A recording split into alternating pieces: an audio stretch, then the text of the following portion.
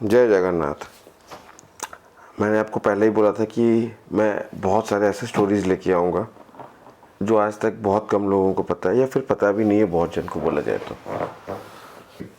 Ramayan was one of the biggest mythology of India in history. बहुत जन बोलते हैं कि ये स्टोरी है रियल लाइफ लेसन बन दिखाने के लिए कि लोग कैसे थे, कैसे बिहेव करना चाहिए, कैसे आचरण रखना चाहिए। बट अगर मुझे कोई पूछे तो एक रामायण में इतने सारे स्टोरीज़ हैं पार्ट पार्ट करके कि कोई एक ह्यूमन बीइंग के बस में नहीं है कि वो स्टोरी पूरा बना पाए, क्योंकि बहुत सारे कर्स दिए गए थे, बहुत सारे वरदान मिला था लोगों को, और वो सब मिला के एक स्टोरी में डाला गया था, वो रामायण था।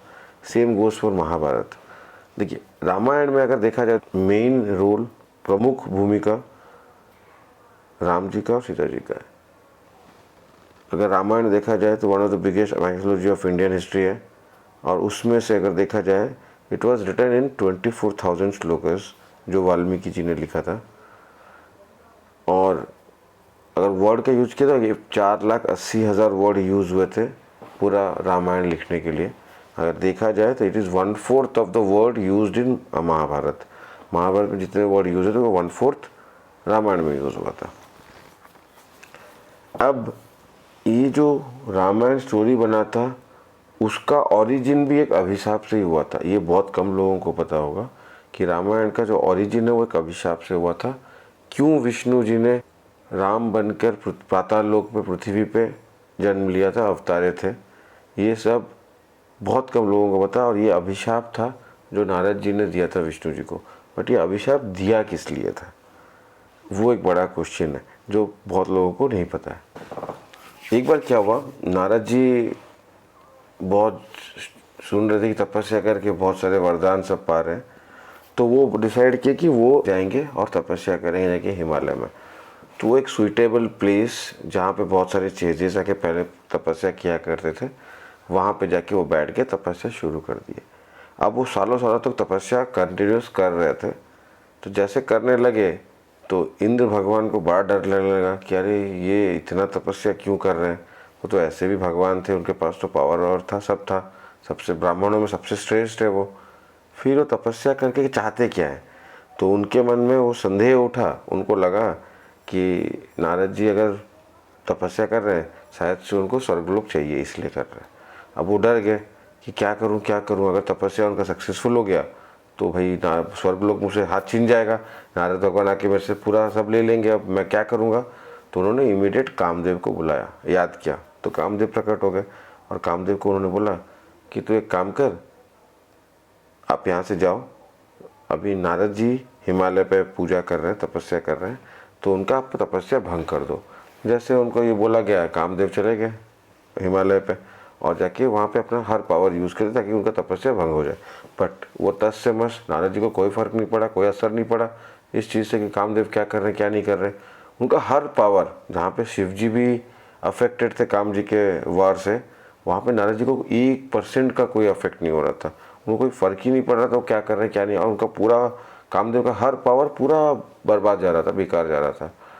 तो कामदेव डर गए कि हाँ इतने पावरफुल हो जाएंगे, मेरा बाण, मेरा जो पावर है वो काम नहीं कर रहा उन पे, तो अब कुछ हो नहीं सकता। तो वो वहाँ से हार मान के चले गए वापस स्वर्गलोक। इंद्रदेव को बोलने लगे कि प्रभु देखिए मैंने सब पावर यूज़ कर लिया, नारद जी पे कोई असर नहीं हुआ इस सबका, तो वो बहुत पावरफुल बन चुके हैं और हम उनका कुछ नहीं कर सकते। ये सुन के इंद्रदेव ने बोला अब तो कुछ कर नहीं सकते, तो छोड़ दो, अब क्या करना है, क्योंकि कामदेव का बाण काम नहीं किया मतलब किसी और का कुछ पावर भी काम नहीं करेगा, और नारद बहुत पावरफुल बन चुके हैं। बट इसका एक्चुअल स्टोरी था कि जिस जगह पे नारद जी तपस्या कर रहे थे, वहीं पे शिव जी सती जी जब अपने आप को अग्नि दहन कर लेती है, वहीं पे वो मतलब बैठ गए थे समाधि में। तो वो समाधि टूट नहीं रहा था, तो सबने कामदेव को ही बोला था कि आप जाके वो बाण मारिए ताकि उनका समाधि टूट जाए। जैसे ही टूटा उनका समाधि, तो गुस्से में क्या किया, तीसरी आँख खोल दी, तीसरी आँख खोल के कामदेव को भस्म कर दिए थे। तो अब उनकी जो धर्म पत्नी थी जिनका नाम था माता रति, तो वो बहुत रोती है, जाके विन्नतें करते हैं शिव जी से कि मेरे पति को वापस दे दो, ठीक है, मैं वो फिर से जन्म लेंगे।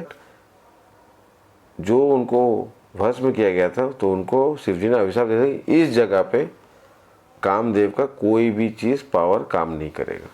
अब ये चीज़ से बहुत कम जन जानते थे, और कि सब लोग इग्नोरेंट थे, कि इनको पता नहीं था कि यहाँ पे जिस जगह पे तपस्या कर रहे नारद जी, वहाँ पे कामदेव का कोई भी पावर काम नहीं करेगा। तो जैसे ही काम नहीं किया, उसके बाद कई वर्षों तक फिर नारद जी कंटिन्यूस तपस्या करते रहे। तो एक दिन उनका तपस्या ख़त्म हुआ, पूरा कंप्लीट हो गया, तो वो उठ गए वहाँ से, और बहुत खुश थे अंदर से। उनके अंदर एक गर्व आ गया था कि कामदेव जैसे देव का कोई भी बाण मेरे पे काम नहीं किया, मतलब मैं बहुत पावरफुल हो चुका हूँ। उनके अंदर एक गर्व, अहम भाव आ गया था।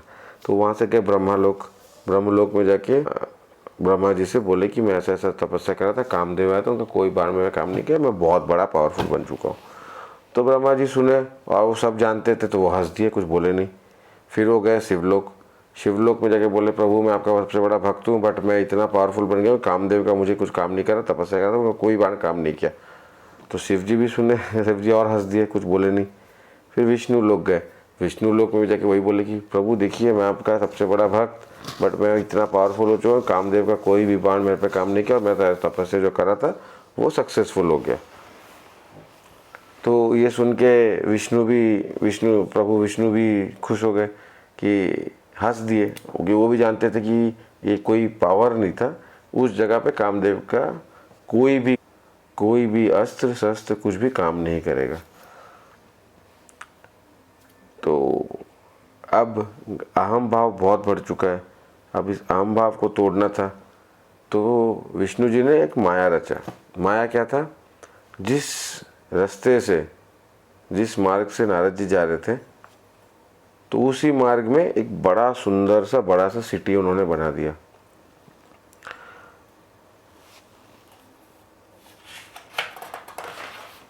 और उसमें चारों तरफ सिटी जो बन गया, उसमें चारों तरफ लाइट वाइट, बहुत बहुत ज़्यादा लाइट आ रहा था।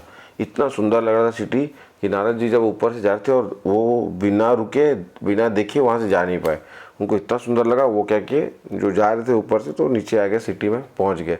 आगे पहुँचे तो देखे कि वहाँ पे उस शहर का राजा जो थे, उनका नाम था शालिंदी, और उनकी एक बेटी थी श्रीमती। तो एक्चुअल में क्या था, वहाँ पे स्वयंवर था उनकी बेटी का, जिनका नाम श्रीमती था। तो इसीलिए चारों तरफ लाइट वाइट था, सब लोग बाजा वाजा बजा रहे थे, बड़े खुश थे, और बहुत सुंदर दिख रहा था। तो जैसे ही नारद जी आके पहुँचे, शालिंदी जी देखे कि नारद जी आए हुए हैं, ब्राह्मणों में श्रेष्ठ, तो इनको जाके मैं पहले पूछता हूँ मेरी बेटी का फ्यूचर कैसा होगा, क्या होगा। तो जैसे ही जाके पहुँचते तो उनके पैर छूते हैं, उनको ला के बिठाते हैं सीट पे, अच्छे से सुंदर सीट पे, और उनको पूछते हैं प्रभु आप आए, हमारे बहुत भाग्य बढ़ गए, आपका आना हमारे लिए बहुत महत्वपूर्ण है। मुझे बस मेरी बेटी के भाग्य के बारे में थोड़ा बताइए, कैसा उसका आगे होगा, डेस्टिनी उसका क्या है। तो बैठे हुए थे, तो उनके पास श्रीमती आके पहुंची, उनके पाँव छुए। तो जैसे उनको देखे, तो नारद जी के मुंह से निकल गया, ये तो लक्ष्मी जैसी है, ये तो देवी है, और ये देवलोक पे ही जाएंगी, उनको देवता जैसे स्वामी ही मिलेगा। ये सुन के शालिंदी राजा बहुत खुश हो गए कि मेरे बेटी को भगवान मतलब देव कोई मिलेगा।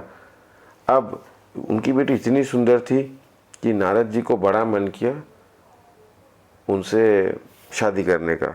अब उन्होंने वरदान तो दे दिया है, बोल तो दिया है कि लक्ष्मी जैसी है, विष्णु जैसा पति मिलेगा उनको, देव जैसा पति मिलेगा। तो क्या करे क्या करे, यहाँ पे मन भी कर रहा है कि हमको कि उनको शादी करना है उनके साथ।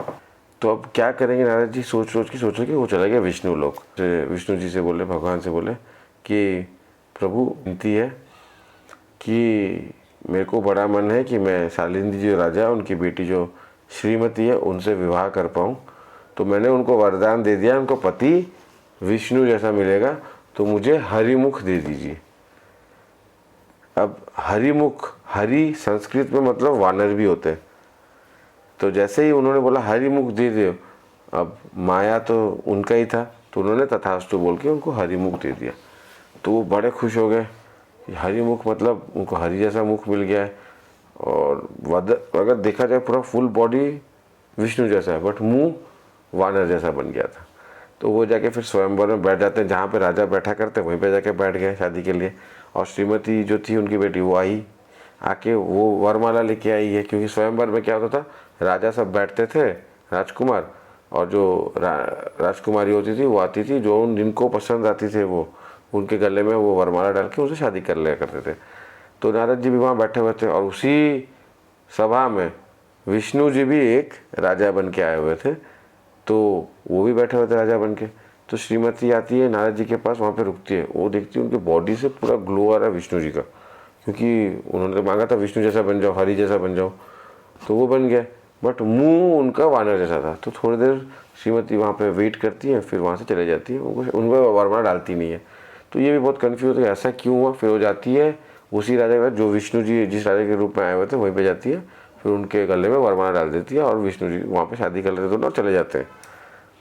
तब तक ये सोचते हैं कि ऐसा क्या हो गया, क्यों मना कर दिया। तो मेरा तो पूरा विष्णु जैसा ही रूप था, हरि रूप ही मुझे बुला गया था। तो सोच के बैठे हुए थे, तभी क्या होता है, शिव जी के 2 गण थे जो साधु बन के आए हुए थे। तो जब साधु बन के आए हुए थे तो इनके ऊपर हंसना शुरू कर दिए थे। तो ये समझ नहीं पाए हंस क्यों रहा है। तो पहली बार वो इग्नोर करते हैं कि चलो हंस रहे हैं, हंसे छोड़ दो, मैं वैसे ही मेरा कोई, मैं जो जिस लिया तो वो तो हो नहीं पा रहा है कि क्या छोड़ देंगे, इतना कौन इनको इम्पोर्टेंस देगा। बट फिर देख रहे वो हंस रहे, इनको देख के तो पूछे भाई हंस क्यों रहे हो। तो वो बोलते जाके अपना चेहरा देखो, आपका चेहरा तो वानर जैसा हो गया। तो वो शॉक हो जाते हैं, वानर जैसा चेहरा क्यों हो गया, मैं तो हरी रूप मांगा था, ये वानर जैसा क्यों मिल गया। तो वो जाके जब अपना चेहरा देखते हैं तो उनका चेहरा वानर जैसा हो गया होता है। वो बड़ा गुस्से में आ जाते हैं, बहुत ज़्यादा गुस्से में आ जाते हैं कि ऐसा क्यों किया विष्णु जी मुझसे। और तभी फिर से ही दोनों साधु जो बन के, जो गण शिव गण थे जो साधु बन के आए थे, वो फिर भी हंस रहे हैं। तो ये गुस्से में और अपने आप को रोक नहीं पाते और दोनों को अभिशाप दे देते हैं। अभिशाप देते हैं कि तुम दोनों अगले जन्म में पृथ्वी लोक पे जन्म लोगे, जिसमें तुम पैदा होगे साधु के घर में, ब्राह्मण घर में, बट जितने भी तुम्हारे प्रवृत्ति होंगे, नेचर होगा, वो सब राक्षसों वाला होगा। तो अब ये कुछ बोलते नहीं है, अभिशाप तो दे चुके, तो सुन के वो दोनों चले जाते हैं वहाँ से। फिर वो गुस्से से नारद जी चलते विष्णु लोग गए होते हैं। विष्णु लोग में जब गए होते हैं तो विष्णु तब बैठे हुए रहते हैं। तो उनको बोलते हैं, प्रभु आपने ऐसा मेरे साथ क्यों किया, ऐसा छल क्यों किया, मैंने तो आप जैसा रूप मांगा था, आप मुझे बदल वाला रूप क्यों दे दिए, ऐसा अच्छी बात नहीं, ऐसा छल करना अच्छी बात नहीं। गुस्से में आके उन्होंने विष्णु जी को ही अभिशाप दे दिया कि आप पृथ्वी लोक पे पैदा होंगे, जन्म लेंगे, आपका अपने पत्नी के साथ बिछड़ना लिखा गया है, और इस आपको मिलाने के लिए आपका किसी को हेल्प लेना पड़ेगा, और वो जो आपको हेल्प करेंगे उन सबका फेस वानर जैसा ही होगा। तो वहाँ पे लिखा गया था कि विष्णु, जो अभिशाप दिया गया था, तो विष्णु जी बने राम, जो गण थे शिवगण थे वो बने रावण और कुंभकर्ण, जो साधु के घर में, ब्राह्मण के घर में पैदा तो हुआ है पर नीचे राक्षस वाला है। तो नारद जी का अभिशाप के कारण रामायण में विष्णु जी ने अवतार लिया राम का, और 2 गण ने अवतार लिया कुंभकर्ण और रावण का। तो ये ओरिजिन था रामायण का, कि रामायण बना किस लिए, कहाँ से बना, कैसे बना, जो कि बहुत लोगों को पता नहीं है। अगर आपको मेरी ये स्टोरीज अच्छे लगते हैं तो कमेंट में जय श्री राम लिखिएगा, लाइक शेयर कीजिएगा, सब्सक्राइब कीजिएगा और बेल आइकन पर क्लिक कीजिएगा। धन्यवाद।